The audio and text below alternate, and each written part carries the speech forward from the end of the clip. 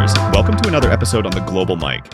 All right, let's dive into this DeepSeek thing, huh? Yeah. DeepSeek's everywhere you look these days.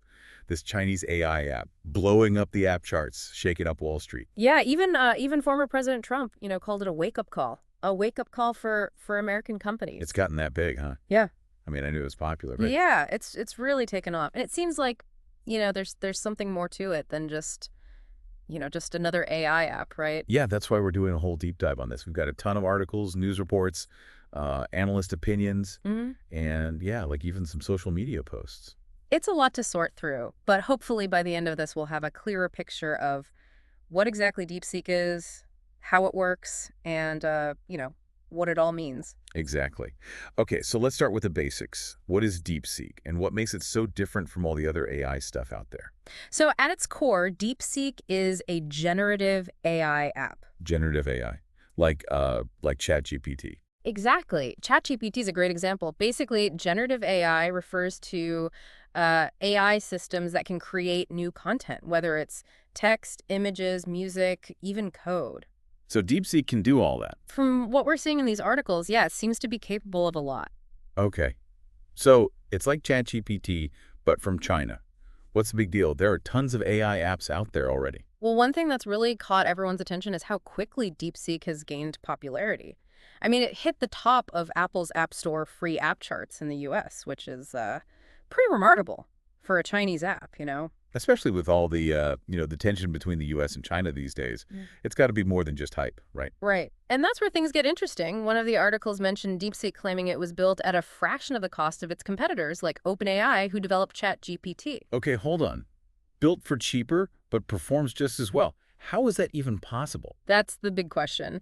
And the answer seems to lie in how DeepSeek is using, or rather not using, the most advanced computer chips. You mean those crazy expensive Nvidia chips that everyone's been talking about? Exactly. The A100s, they're usually considered essential for training large language models, like the ones that power these AI apps.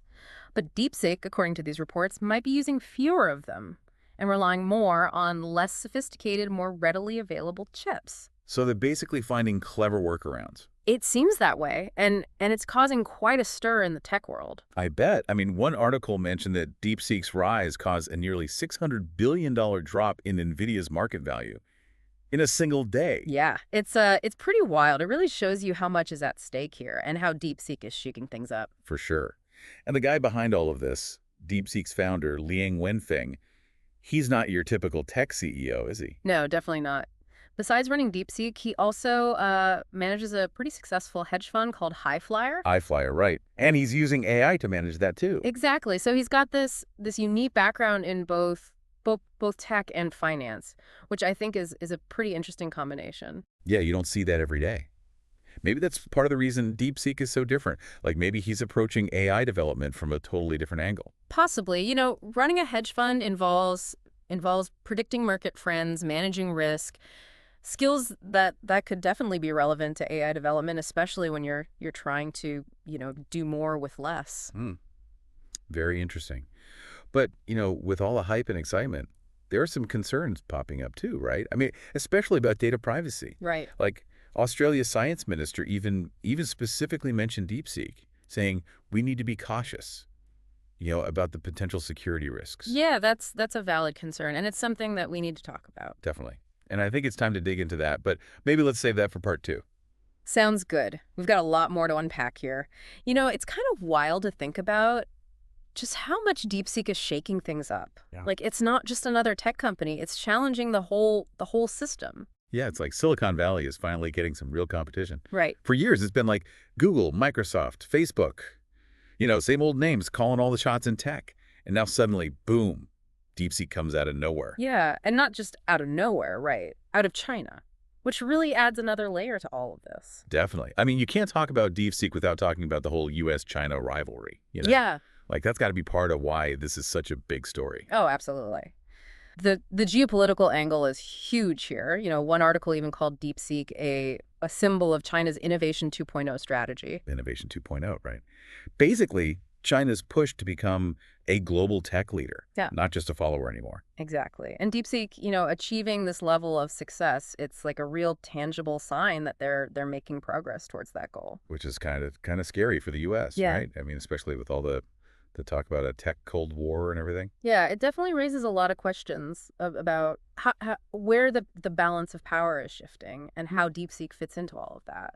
Yeah, it's like, are we headed towards a world where there are two separate tech spheres, like one in the East and one in the West? That's a tough question to answer.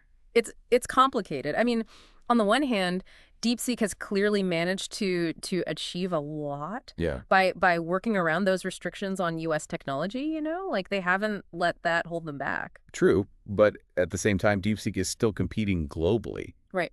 right? I mean, it's topping app charts in the U.S. People all over the world are talking about it. Exactly. So it's not like they're completely cut off. They're still very much part of the global conversation. It's almost like they're playing by a different set of rules. Mm. Or maybe they're rewriting the rules altogether. Maybe that's what's so unsettling for some in the West. It's like DeepSeek is disrupting not just the technology, but the whole way we think about competition. Yeah. It's not just about who has the most money or the biggest chips anymore. Right. It's about ingenuity, about adaptability, about finding creative solutions to overcome obstacles. Which kind of brings us back to Liang Wenfeng, DeepSeek's founder. Remember how we talked about his background in finance? Yeah, the hedge fund guy. Exactly. It's Yeah. like he's used to operating in a high-stakes, high-pressure environment where you have to constantly be adapting and innovating to stay ahead. I think that's a really insightful point. It's like he's brought that same mindset to AI development. Not being afraid to take risks, to think outside the box, to challenge the status quo. Yeah, he's not just following the playbook that Silicon Valley has been using for years. He's ripping it up and writing his own. And maybe that's the key to DeepSeek's success.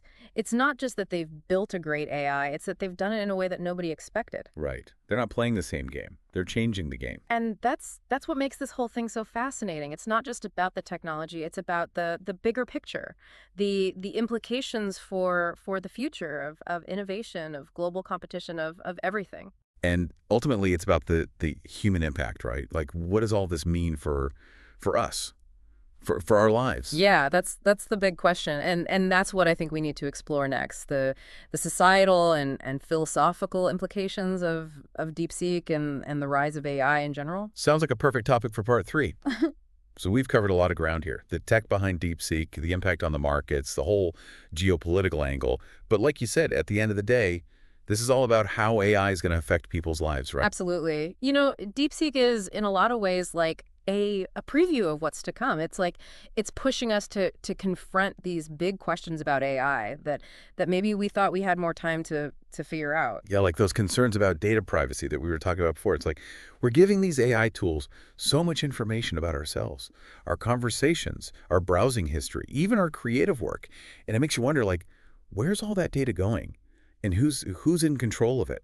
Yeah, that's the heart of the issue, isn't it? And it's not an easy question to answer. It's like, on the one hand, these tools are incredibly powerful, right? They can do so much for us. But on the other hand, there's this potential cost to our privacy, our freedom even. And it's not just about DeepSeek, right? This is a conversation we need to be having about AI in general. Like, as these tools become more and more a part of our lives, we need to be really clear about what we're willing to give up in exchange for the convenience or the entertainment or whatever benefits they offer. Exactly. Like AI has the potential to revolutionize so many aspects of our lives, healthcare, education, transportation, but we can't just blindly embrace it without thinking about the potential downsides, right? We need to be actively involved in shaping the ethical framework that guides AI development. And that brings up another point that I was thinking about. One of the articles mentioned that DeepSeek seems to be avoiding certain topics, like politically sensitive stuff, probably because of government censorship in China. And that makes me wonder, like, how do we make sure that AI development isn't just reflecting the biases and the agendas of the people who are creating it? How do we create AI that's truly objective, that's beneficial to everyone? That's a huge challenge, no doubt about it. And I think it requires a global effort, right? We need to have people from all different backgrounds, all different cultures involved in this conversation. We need to be open to different perspectives, to challenging our own assumptions. Yeah, because ultimately the future of AI is going to be shaped by the choices that we make today, the conversations that we have, the questions that we ask. Exactly. And I think that's one of the biggest takeaways from this whole DeepSeek phenomenon. It's like it's a wake-up call. It's a reminder that we need to be paying attention, that we need to be engaged, that we need to be thinking critically about the role that we want AI to play in our lives. Well said. So to wrap things up, it sounds like DeepSeek is more than just a cool new app. Right. It's a symbol of this huge shift that's happening in the tech world. Yeah. And it's forcing us to confront some really big questions about the future of AI and its impact on humanity as a whole. Absolutely. And as you continue to explore this fascinating world of artificial intelligence, remember to stay curious, to keep asking questions, to never stop learning. The future of AI is, in many ways, still being written, and we all have a role to play in shaping it. That's it for this deep dive into DeepSeek. We hope you found it insightful. Yeah. And as always, thanks for joining us on this journey of exploration and discovery. All right, listeners, see you next time. Have a nice day.